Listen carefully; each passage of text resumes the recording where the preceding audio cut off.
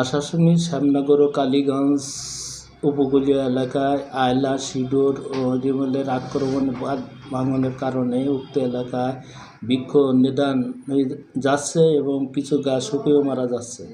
উক্ত এলাকায় বন বিভাগ কর্তৃক আমরা স্ট্রিপ বনায়ন বা ম্যানগ্রোভ বনায়ন করছি।